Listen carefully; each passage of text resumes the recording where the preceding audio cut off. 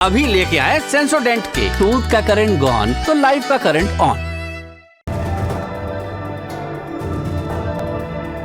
Brought to you by Sensodyne K।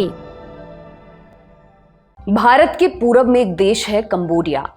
सदियों पुराना नाता रहा है, संस्कृति और इतिहास का कनेक्शन रहा है। उस देश में 5000 से ज्यादा भारतीय फंसे हुए हैं। ये लोग अच्छी नौकरी के लालच में गए थे, पहुंचने पर कुछ और ही कहानी वहां निकली। उनसे जबरन स्कैम करवाया गया, फेक प्रोफाइल बनवाकर लोगों से पैसे लूटने को कहा गया। जिन्होंने इस कांड में शामिल होने से मना किया, उन्हें बेइंतहा टॉर्चर किया गया, बंधक बनाकर रखा गया। अब भारत सरकार उन्हें छुड़ाने की मुहिम में जुटी है। इंडियन एक्सप्रेस की रिपोर्ट के मुताबिक मार्च 2024 की शुरुआत में गृह मंत्रालय ने foreign ministry, electronics and information technology ministry और Indian cyber crime coordination centre के अधिकारियों के साथ मीटिंग की। इसमें कंबोडिया में फंसे भारतीयों को छुड़ाने पर चर्चा हुई। 30 मार्च को विदेश मंत्रालय के प्रवक्ता रणधीर जायसवाल का बयान आया। इसके मुताबिक कंबोडिया में भारत का दूतावास शिकायतों की पड़ताल कर रहा है। कंबोडिया के अधिकारियों की मदद से अब तक 250 भारतीयों को छुड़ाया जा चुका है। पिछले 3 महीनों में 75 को। विदेश मंत्रालय और भारतीय दूतावास ने इस तरह के स्कैम से बचने के लिए कई दिशा निर्देश जारी किए हैं। हम जरूरतमंद भारतीय नागरिकों की मदद के लिए प्रतिबद्ध हैं। तो आज के एपिसोड में हम समझेंगे कंबोडिया में किस तरह का स्कैम चल रहा है, भारतीय नागरिक इस फर्जीवाड़े में कैसे फंस रहे हैं और कंबोडिया में उनके साथ सलूक कैसा होता है। साथ में सुनाएंगे कंबोडिया से निकलकर आए एक व्यक्ति की आप बीती, समझेंगे उनके साथ क्या हुआ था। नमस्कार, मेरा नाम दिव्यांशी सुमराव है। आप देखना शुरू कर चुके हैं लल्लन टॉप का अंतर्राष्ट्रीय प्रसंगों से जुड़ा रोजाना का कार्यक्रम दुनियादारी, जहां आज बात कंबोडिया में चल रहे स्कैम की। सबसे पहले बेसिक्स। कंबोडिया भारत के पूरब में है, म्यांमार और थाईलैंड के बाद। उसके उत्तर में लाओस और पूरब में पड़ता है वियतनाम के बाद समंदर शुरू हो जाता है साउथ चाइना सी, जिसमें वर्चस्व को लेकर चीन और अमेरिका में तकरार चल रही है। कंबोडिया का आधिकारिक नाम है किंगडम ऑफ कंबोडिया। राजधानी है नोमपेन। नई दिल्ली से नोमपेन की दूरी लगभग 5000 किलोमीटर है। आबादी 1 करोड़ 60 लाख। 97% लोग बौद्ध धर्म को यहाँ पर मानते हैं, 2% मुस्लिम है, 1% में दूसरी मान्यताओं के लोग आते हैं। पॉलिटिकल सिस्टम कैसा है? कंबोडिया में संवैधानिक राजशाही है, यानी राजा भी है और चुनी हुई सरकार भी। राजा हेड ऑफ द स्टेट होते हैं, जबकि सरकार की कमान होती है प्रधानमंत्री के पास। राजा हैं नोडम सिहामनी, प्रधानमंत्री का नाम हुनमनेत है। उससे पहले उनके पिता हुनसेन प्रधानमंत्री थे। 38 वर्षों तक कुर्सी पर वो रहे। हुनसेन के बारे में हम दुनियादारी में विस्तार से बात कर चुके हैं, लिंक डिस्क्रिप्शन बॉक्स में मिल जाएगा। भारत और कंबोडिया के रिश्ते कैसे हैं?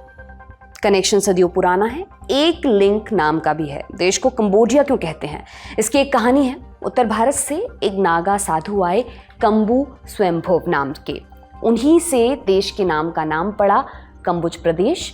यही बदलते बदलते कंपुचिया और कंबोडिया हो गया। यहाँ के सबसे प्रतापी राजा हुए जयवर्मन द्वितीय। जनता में इतने पॉपुलर कि राजा को देवताओं का अवतार मान लिया गया। राजा ने अपना नया नामकरण भी कर लिया, देवराज। इन्हीं देवराज जयवर्मन द्वितीय ने 802 ईस्वी में खमेर किंगडम की स्थापना की। खमेर यानी कंबोडिया के मूल निवासी। इसी वंश में हुए सूर्यवर्मन द्वितीय, जिन्होंने 12वीं सदी में अंकोर वाट मंदिर बनवाए। इन्हें क्षेत्रफल के हिसाब से दुनिया के सबसे बड़े मंदिर का दर्जा मिला हुआ है। भारत अगस्त 1947 में आज़ाद हुआ। कंबोडिया नवंबर 1953 में। डिप्लोमैटिक संबंधों की शुरुआत हुई 1952 में। 1975 में कंबोडिया में खमेर रूस का शासन आया। पोल पॉट के नेतृत्व में इस दौरान कम से कम 25 लाख लोगों की हत्या हुई। पोल पॉट की कहानी हम पहले भी विस्तार से बता चुके हैं, लिंक इसका भी आपको डिस्क्रिप्शन बॉक्स में मिल जाएगा। पोल पॉट का शासन 4 बरस तक चला, 1979 तक। उस दौर में भारत ने अपना दूतावास बंद कर दिया था। पोल पॉट के हटने के बाद 1981 में फिर से दूतावास खोला गया, जबकि दुनिया के अधिकतर देशों ने कंबोडिया से मुंह फेर लिया था। 1986 में अंकोर वाट मंदिर की देखभाल के लिए भारत से मदद मांगी गई। भारत ने अपने पैसों से काम कराया। रेस्टोरेशन का तीसरा फेज 2016 में शुरू हुआ, 2026 तक ये चलेगा। 1991 में पेरिस पीस अकॉर्ड्स के तहत कंबोडिया में नई व्यवस्था लाई गई। यूनाइटेड नेशंस के नेतृत्व में चुनाव कराए गए। भारत ने दोनों में मदद की थी। दोनों देशों के शीर्ष नेता एक दूसरे के यहाँ दौरा करते रहते हैं। 2002 में तत्कालीन प्रधानमंत्री अटल बिहारी वाजपेयी, 2010 में तत्कालीन राष्ट्रपति प्रतिभा देवी सिंह पाटिल, 2012 में तत्कालीन PM doctor Manmohan Singh Cambodia जा चुके हैं। कंबोडिया के पूर्व प्रधानमंत्री हुनसेन 1980 के दशक से कई मौकों पर भारत आए। उनका पिछला भारत दौरा 2018 में हुआ था। मई 2023 में कंबोडिया के राजा नोडम सिहामनी भारत आए थे। इन सब के अलावा दोनों देशों के बीच व्यापारिक और सैन्य रिश्ते भी हैं। 2022-23 में 3,000 करोड़ रुपए का व्यापार हुआ था। भारत में कंबोडिया आर्मी के अफसरों को ट्रेनिंग दी जाती है। द हिंदू की एक रिपोर्ट के मुताबिक इंडियन आर्मी की एक मोबाइल टीम कंबोडिया में तैनात है ट्रेनिंग देने के लिए। तो आज हम आपको कंबोडिया की कहानी क्यों सुना रहे हैं? जैसा कि हमने शुरुआत में बताया, कंबोडिया में साइबर क्राइम का एक बेहद खतरनाक खेल चल रहा है। इसके चंगुल में कई भारतीय फंसे हुए हैं। एक अनुमान के मुताबिक लगभग 5,000 भारतीय, असली संख्या इससे कहीं ज्यादा हो सकती है। इन लोगों को नौकरी और अच्छे वेतन का लालच देकर कंबोडिया ले जाया गया, वहां उन्हें फ्रॉड करने के लिए मजबूर किया गया। जो एक बार इसमें फंस गया उसे और लोगों को फंसाने के लिए कहा गया। ये खेल पकड़ में कैसे आया? दिसंबर 2023 में राउरकेला पुलिस ने गिरोह का पर्दाफाश किया था। पुलिस ने 8 संदिग्धों को गिरफ्तार भी किया। उनके ऊपर लोगों को फंसाकर कंबोडिया ले जाने का आरोप था। इंडियन एक्सप्रेस की रिपोर्ट कहती है ये कार्रवाई केंद्र सरकार के एक वरिष्ठ अधिकारी की शिकायत पर हुई थी। उनसे लगभग 70 लाख रुपए की धोखाधड़ी हुई थी। उसी केस में देश भर से 8 लोगों को गिरफ्तार किया गया था और कईयों के खिलाफ लुकआउट नोटिस भी जारी हुआ था। बाद में 2 एजेंट्स को हैदराबाद एयरपोर्ट पर अरेस्ट किया गया। दोनों कंबोडिया से ही वापस लौट रहे थे। लेकिन ये महज एक परत भर है। जैसे जैसे तहें हट रही हैं, नए नए खुलासे सामने आ रहे हैं। गृह मंत्रालय और विदेश मंत्रालय की दिलचस्पी ने इस बात को जग जाहिर किया है। अब ये भी जान लेते कि लोगों को फंसाया कैसे जाता है। तो स्कैमर सबसे पहले जरूरतमंद लोगों की तलाश करते हैं। ऐसे लोगों का अता पता जॉब रिलेटेड वेबसाइट्स पर आसानी से मिल जाता है। कुछ ग्राउंड पर काम करने वाले एजेंट्स भी होते हैं जो स्थानीय और कम पढ़े लिखे लोगों को अपना टारगेट बनाते हैं। तलाश पूरी होने के बाद उन्हें जॉब का लुभावना मैसेज भेजा जाता है। इसमें बताया जाता है कि कुछ घंटों का काम रहेगा और ढेर सारे पैसे इसके बदले मिलेंगे। जो लोग जिस तरह की स्किल बताते हैं उन्हें उसी तरह के काम ऑफर किए जाते हैं। बदले में स्टैंडर्ड से कई गुना ज़्यादा वेतन की बात होती है। स्कैमर्स अक्सर ऐसे लोगों को पकड़ते जिनके पास कोई नौकरी नहीं होती, जिन्हें अपनी नौकरी में कम सैलरी मिल रही होती है। उन्हें भरमाना बेहद आसान होता है स्कैमर्स के लिए। ऑफर स्वीकार करने के बाद कॉन्ट्रैक्ट साइन कराया जाता है। फिर कंपनी अपने खर्चे पर उन्हें बुलाती है। एयर ट्रैवल से लेकर वीज़ा तक का खर्च खुद कंपनी उठाती है। हालांकि वैध रास्ते से फंसाए लोगों की संख्या कम ही है। अधिकतर को अवैध तरीके से बॉर्डर पार कराकर लाया जाता है। इससे होता यह है कि प्रशासन के पास किसी तरह का रिकॉर्ड नहीं होता। अवैध तरीके से गए लोग अपने हक की आवाज़ भी नहीं उठा सकते। जैसे ही लोग स्कैमर्स के पास पहुंचते हैं उनका रंग ढंग अचानक से बदल जाता है। स्कैमर्स उनका पासपोर्ट छीन लेते हैं। उनके पास कोई भी आईडी नहीं रहने दी जाती। फिर उन्हें दड़बेनुमा अपार्टमेंट्स में रख दिया जाता है। उनका वर्क स्पेस कॉल सेंटर जैसा होता है। वहाँ उनसे दूसरे लोगों को ठगने के लिए कहा जाता है। इस ठगी का भी एक पैटर्न है। इस कॉल सेंटर में काम कर रहे लोग किसी की समस्या नहीं सुलझाते। उनका काम फर्जी पहचान के जरिए लोगों को शीशे में उतारना होता है। सबसे पहले वे इंटरनेट से किसी की तस्वीर उठाकर प्रोफाइल बनाते हैं। फिर वे अपना टारगेट ढूंढते हैं। उनके टारगेट पर पश्चिमी देशों में रह रही अमीर महिलाएं या पुरुष होते हैं। उनके साथ पर्सनल चीज़ें शेयर की जाती हैं। इसके बाद फर्जी कॉलर किसी बड़ी समस्या का जिक्र लाते हैं। दोस्ती का हवाला देकर बार बार पैसे लिए जाते हैं। फिर एक दिन अचानक से संपर्क तोड़ लिया जाता है। ये फ्रॉड का एक तरीका है। स्कैमर्स रोजाना नई नई स्कीम्स के जरिए पूरी दुनिया में लोगों को फंसाते हैं और उनका अकाउंट खाली करते हैं। लूट का अधिकांश हिस्सा सरगना ले जाते हैं। कॉल करने वाले बस मोहरे की तरह इस पूरे स्कैम में इस्तेमाल किए जाते हैं। जो कोई भी ऐसा करने से मना कर देता है उसके साथ मारपीट की जाती है। जो छोड़कर जाने की बात करते हैं उनसे लाखों की रकम फिरौती में मांगी जाती है। जो शिकायत करने की बात करते हैं उन्हें किसी दूसरी कंपनी को बेच दिया जाता है। ये कंपनियां अक्सर आपस में जुड़ी हुई होती हैं। वहाँ शोषण और दमन का चक्र नए सिरे से चालू हो जाता है। अधिकतर लोगों को अपनी कंपनी का ठीक पता भी मालूम नहीं होता। ऐसे गिरोह के एजेंट साउथ ईस्ट के कई देशों में फैले हुए हैं। ऐसे एक स्कैम सेंटर से आज़ाद हुए स्टीफन ने ललन टॉप से अपनी कहानी साझा की। स्टीफन कर्नाटक से हैं। उन्होंने बताया कि उनको डेटा एंट्री ऑपरेटर की नौकरी ऑफर हुई थी। बदले में एजेंट ने 1.5 लाख रुपए मांगे थे। एयरपोर्ट पहुंचने पर उन्हें टूरिस्ट वीज़ा थमा दिया गया। फिर उन्हें पहले थाईलैंड ले जाया गया, वहां से कंबोडिया। उन्हें कुछ दस्तावेजों पर दस्तखत करने के लिए कहा गया। ये दस्तावेज खमेर और चाइनीज़ में थे। उन्हें कुछ समझ नहीं आया। बस इतना बताया गया कि महीने के 75,000 रुपये मिलेंगे, लेकिन कभी 25,000 रुपये से ज़्यादा नहीं मिले क्योंकि मैनेजर्स छोटी छोटी गलतियों पर सैलरी काट लेते थे। सुनिए उन्होंने क्या कहा। 75 तक बोला था। 3 कस्टमर हर दिन पकड़ना था। नहीं पकड़ा तो पर कस्टमर को $10 ऑलरेडी हम लोग ही बोल दिया था। हमारा जो ये फाइन के लिए हम ही जिम्मेदार है, सब कुछ मंजूर है बोल के वहां पर साइन है। बाद में हम लोग कुछ भी नहीं पूछ सकते क्यों ऐसा फाइन काट लिया, वो सब कुछ नहीं पूछ सकते थे। बाद में कुल मिला के 20,000 तक आता था सैलरी। रेस्ट टाइम के लिए कुछ भी नहीं था। वो time rest half an hour, नहीं तो 1 आवर, वैसे ही। ज्यादा तो रेस्ट नहीं होता है।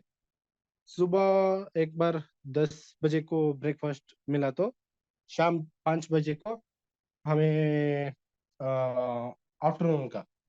हमने उनसे पूछा कि कौन सी जॉब ऑफर हुई और असलियत में क्या करना पड़ता था। जी, वो तो हम लोग का एक मैंगलोर का एक एजेंट था। उसके कांटेक्ट करके पहले बोल दिया था कि एक जो अब्रॉड में कुछ काम है तो बता दो, सब कुछ बोल दिया था। उसने जो जोसेफ नाम का एक बंदे को, नॉर्थ साइड का एक बंदे को बोल दिया था कि वो भी एजेंट था। उसको बोला था कि एक ऐसा ऐसा बंदा है, काम चाहिए उसके, इसीलिए हम लोग वो ढूंढ रहे हैं। कुछ काम है तो बता दो। ये बोला कंबोडिया में ऐसा डाटा एंट्री का जॉब है, 75 तक का सैलरी होगा। उसको चलेगा तो हम लोग प्रोसीजर स्टार्ट कर सकते हैं। ऐसा सब कुछ बोला था। बाद में हम लोग यहाँ से जो टूरिस्ट वीजा के थ्रू गए थे, जो उसने वैसा बताया नहीं था कि टूरिस्ट वीजा है, वो सब कुछ पहले नहीं बताया था। बाद में टूरिस्ट वीजा है, वहाँ एयरपोर्ट जाने के बाद टूरिस्ट वीजा है, ऐसा सब कुछ बताया। ओके, वहाँ जाने के बाद वो वीजा स्टैंपिंग लगा के वीजा जो हमें लगता है वो वहाँ जाने के बाद होता है। उस कंट्री का वैसा रूल होता है। वैसा बोला, ओके हम तैयार है, बोल दिया। फिर भी वो इंटरव्यू होने के बाद उसका पिछले दिन इंटरव्यू जब हुआ, उसके बाद ही हम लोग से कॉन्ट्रैक्ट में एक साइन करवा दिया। ऐसा ऐसा काम के लिए डाटा एंट्री का सब कुछ बता के काम साइन करवा लिया। हमें वो पता नहीं चला क्योंकि उस उसमें इंग्लिश लैंग्वेज, कोई भी लैंग्वेज नहीं था इंग्लिश का। तमिल और चाइनीज लैंग्वेज में था। इसलिए कुछ भी हमें पता नहीं चला क्या है इसमें, क्या है, क्या लिखा है, वो पता नहीं चला, पढ़ने के लिए नहीं हुआ। बाद में साइन किया। सुबह जब हम ऑफिस के लिए गया, वहां पर बता दिया ऐसे ऐसा कैम करने का जॉब है। मैंने मन ही मन सोचा अभी क्या हो सकता है, ये लोग छोड़ देंगे, या बोल दिया तो मैं नहीं कर सकता हूँ, मैं जाना चाहता हूँ बोल दिया तो ये लोग छोड़ देंगे, वो डाउट में था। बाद में एक दिन छोड़ने के बाद मैं ऐसा डायरेक्टली नहीं बोल सकता हूँ। बाद में कल तक देख लूंगा, बाद में क्या बोल सकता हूँ नहीं, ये देख के बोलूंगा, ऐसा सोचा था। ये वो जब गए थे, एक सिस्टम दिया। सिस्टम और 4 आईफोन, 4 से 5 आईफोन, जो कॉल करने के लिए वैसा सब कुछ होता है ना, उसीलिए। और उस दिन बोला था कि तुम लोग फेसबुक, एक पहले एक इंस्टाग्राम जाओ, जो थोड़ा बहुत मॉडलिंग और फैशन डिजाइनिंग वैसा काम में जो लड़की लोग है इंस्टाग्राम में, उन लोग का अकाउंट चॉइस करो। 10,000 से भी ज्यादा फॉलोअर्स होना चाहिए। वैसा हुआ तो उन लोग को चॉइस करो पहले। हमको दोपहर तक वही तो हुआ, चॉइस करने के लिए दोपहर तक हुआ। बाद में चॉइस किया, उसका सब फोटोज वीडियोस जो जो है सबको डाउनलोड कर लो।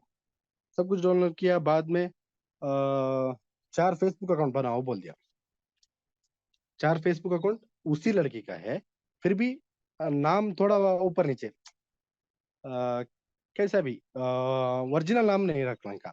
जो फ्रेंड रिक्वेस्ट भेजना होता है, जो मिडिल क्लास से भी ऊपर जो होता है, बिजनेसमैन, बिजनेसमैन को छोड़ के कुछ भी लोकल लोगों को पकड़ने के नहीं। वैसा बिजनेसमैन को पकड़ने के बाद उन लोग को फ्रेंड रिक्वेस्ट करना है। एक बंदे को किया तो एक बंदे को छोड़ के 10 बंदे के बाद एक को फ्रेंड रिक्वेस्ट भेजना है। पहले डायरेक्टली मैसेज करते थे। अ, मतलब उनका जो माइंडसेट कैसा है वो देख के मैसेज करना पड़ेगा, क्योंकि एक मैसेज डालने के बाद उसका ट्रस्ट है या नहीं है, एक दिन वो देखने का। अगला दिन उसको कैसे भी करके मैसेंजर से व्हाट्सएप तक लेके आना है। उसका माइंडसेट में जो बहुत डाउट है तो उसको छोड़ देने का। नहीं तो वो नॉर्मल बंदा फंसने वाला जैसा लग रहा है तो उसको व्हाट्सएप नंबर देके वो व्हाट्सएप का इसमें लेने का।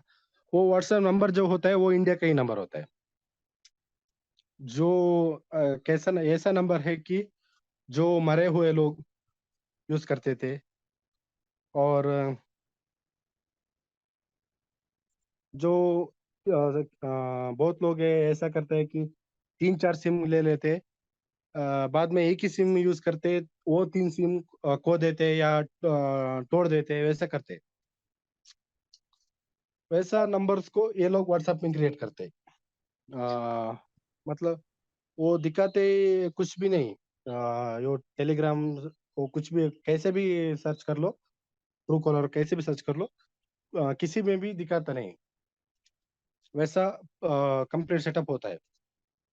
बाद में ये व्हाट्सएप आने के बाद 7 दिन का स्क्रिप्ट जो होता है, ऐसा ही बात करना है कस्टमर के साथ। सभी कस्टमर को एक ही बात बताना है, ऐसा ही बात करना है। किस किस तरीके से पैसे ऐंठे जाते हैं? 3 मुख्य तरीके हैं इसके। पहला, ट्रेडिंग ऐप के जरिए। पहले फेक प्रोफाइल के जरिए टारगेट से दोस्ती की जाती है, फिर टारगेट को एक विशेष ट्रेडिंग ऐप से ट्रेडिंग करने के लिए कहा जाता है। इन ऐप्स का कंट्रोल इसी तरह के फर्जी गिरोहों के पास होता है, वहां पैसा लगाते ही गायब कर दिया जाता है। दूसरा तरीका है सेक्सटॉर्शन का। ये गिरोह टारगेट को वर्चुअल सेक्स के लिए मनाते हैं, फिर उनके वीडियो रिकॉर्ड कर लेते हैं, फिर उनको कंपनी के ट्रेडिंग ऐप के जरिए पैसे निवेश करने के लिए कहा जाता है। कई बार डेटिंग ऐप्स का भी इस्तेमाल इसमें किया जाता है। जो कोई पैसा देने से मना करता है उसकी वीडियो इंटरनेट पर डालने की धमकी दी जाती है। तीसरा तरीका है अधिकारी बनकर लूट।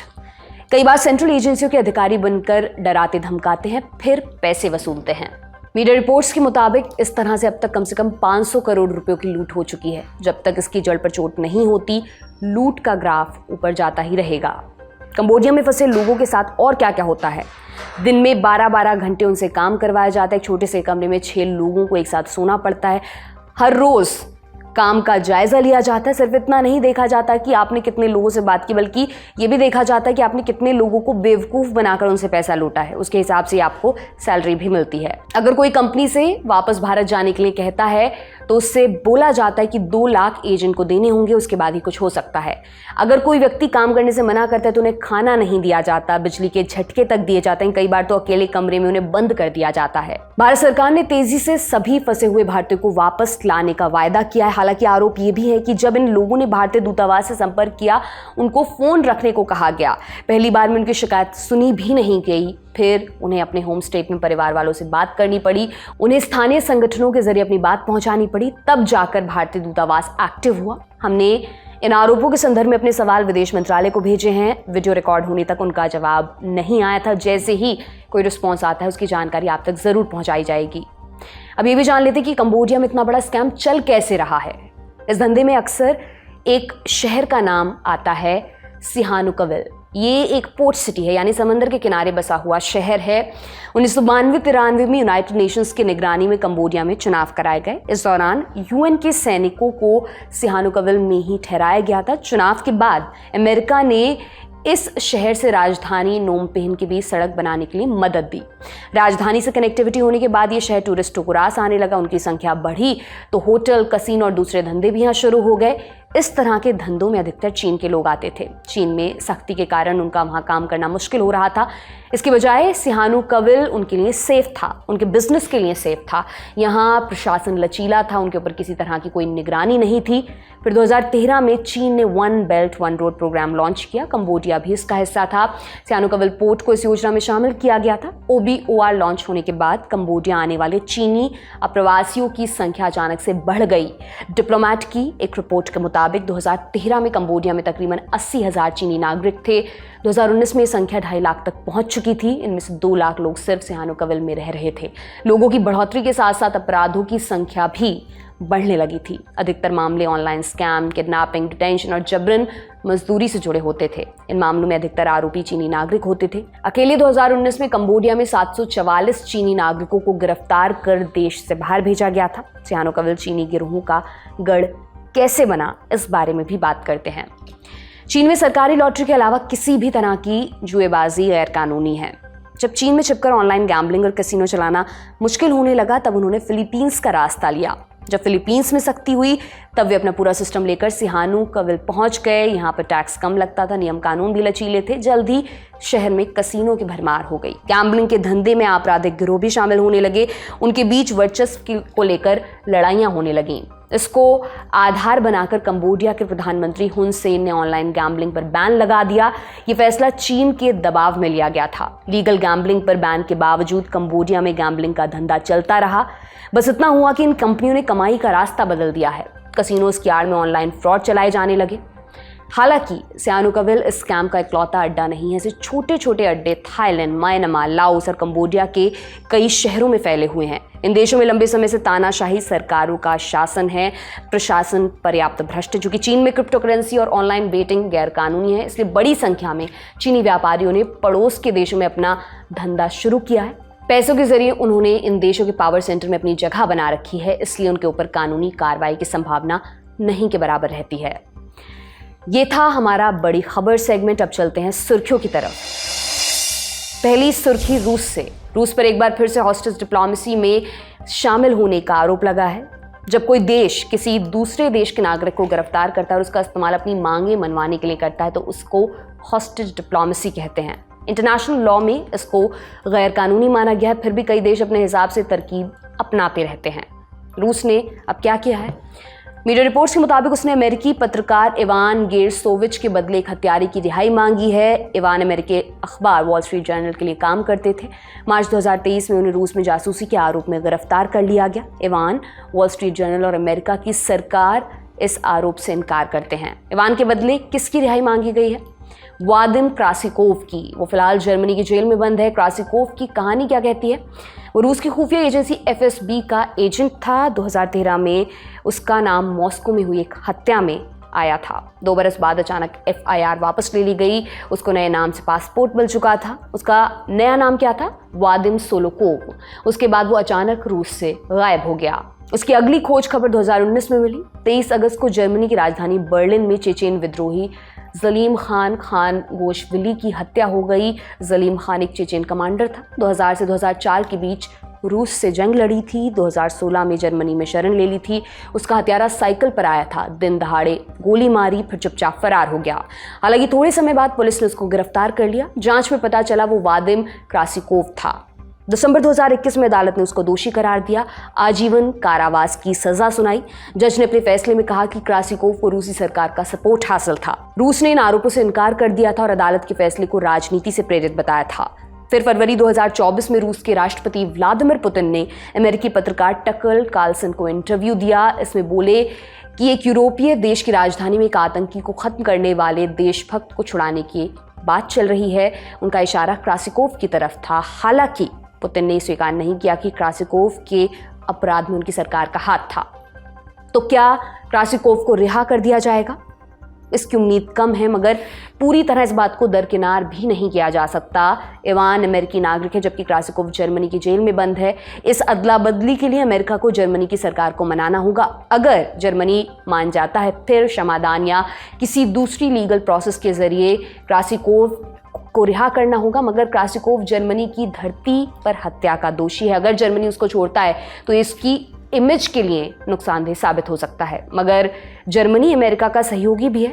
अमेरिकी सरकार पर रूस में बंद अमेरिकी नागरिकों को छुड़ाने का दबाव बढ़ रहा है, इसलिए दोनों के बीच किसी बड़ी डील की संभावना भी बन रही है। हालांकि पहली बार नहीं जब अमेरिका अपने नागरिकों को छुड़ाने के लिए समझौता कर रहा हो। जून 2023 में बास्केटबॉल खिलाड़ी ब्रिटनी ग्राइनर के बदले विक्टर बाउट को रिहा किया गया। बाउट को मौत का सौदागर कहा जाता था। उस पर अमेरिकी नागरिकों की हत्या में शामिल होने का आरोप था। 2011 में उसको 25 बरस की सजा सुनाई गई थी, मगर ग्राइनर को छुड़ाने के लिए सजा के बीच में ही रिहा करना पड़ा। सितंबर 2023 में ईरान से 5 नागरिकों के एवज में अमेरिका ने लगभग 50,000 करोड़ रुपए रिलीज किए। कई ईरानी कैदियों को भी रिहा किया। आज की दूसरी अंतिम सुर्खी इजराइल से है। 31 मार्च को हजारों लोगों ने संसद के बाहर प्रोटेस्ट शुरू किया। वे अपने साथ टेंट और बाकी साजो सामान लेकर आए हैं। इजरायली मीडिया में छपी रिपोर्ट्स कहती हैं प्रोटेस्ट 3 अप्रैल तक चलेगा, मगर समय सीमा आगे भी बढ़ सकती है। प्रदर्शनकारियों की मुख्य मांगें क्या क्या हैं? नंबर 1, प्रधानमंत्री बेंजामिन नेतन्याहू इस्तीफा दें। नंबर 2, इजराइल में जल्द से जल्द आम चुनाव कराए जाएं। नंबर 3, इजराइल सरकार बंधकों को छुड़ाने की डील करे। हमास की कैद में अभी भी 130 इजरायली नागरिक हैं, उनमें से कईयों की मौत हो चुकी है, संख्या की पुष्टि नहीं हो पाई है। इजरायल और हमास अलग अलग जगहों पर संघर्ष विराम पर बात कर चुके हैं, लेकिन कोई समझौता नहीं हुआ है। इसके चलते बंधकों को वापस लाने की उम्मीद लगातार घटती जा रही है। सबसे बड़ा पेच रफा अटैक पर फंसा है। रफा गाजा पट्टी के सुदूर दक्षिण में बसा है, इजिप्ट की सीमा से लगा हुआ। यहाँ 15 लाख से ज़्यादा लोगों ने शरण ले रखी है। इजरायल का कहना है कि ये हमास का अंतिम गढ़ है, हम हमला ज़रूर करेंगे। अमेरिका ने कहा ये ठीक बात नहीं है, बिना प्लान के रफा पर कोई हमला नहीं होना चाहिए। इसी तकरार की वजह से अमेरिका ने यूएन सिक्योरिटी काउंसिल में संघर्ष विराम प्रस्ताव पर वीटो नहीं किया। राष्ट्रपति जो बाइडेन प्राइवेट टॉक्स में नेतन्याहू पर नाराजगी जता चुके हैं। कई इंटरव्यूज में खुला विरोध भी उन्होंने किया है, जिसके चलते दोनों देशों के रिश्तों में कड़वाहट बढ़ी है। अब इजरायल की जनता ने नेतन्याहू के खिलाफ झंडा बुलंद कर दिया है। वैसे उनके खिलाफ प्रोटेस्ट जनवरी 2023 से चल रहे थे। उनकी सरकार न्यायपालिका में सुधार के नाम पर कुछ नए बिल्स लेकर आई थी। इसके विरोध में जनता सड़कों पर उतरी थी। फिर अक्टूबर 2023 में हमास ने आतंकी हमला किया, तब वो प्रोटेस्ट शांत पड़ गया। अब नए सिरे से विरोध शुरू हुआ है। अब की दफा अंदर और बाहर दोनों तरफ से वो अकेले पड़ गए हैं। इसकी कीमत उन्हें अपनी कुर्सी गंवा कर चुकानी पड़ सकती है। इस प्रोटेस्ट पर हमारी नजर बनी हुई है। आप बने रहिए ललन टॉप के साथ। आज का दुनियादारी यहीं पर समाप्त होता है। कल फिर आपसे मुलाकात होगी इसी उम्मीद के साथ। मैं विदा लेती हूँ। शुक्रिया, शुभ रात्रि।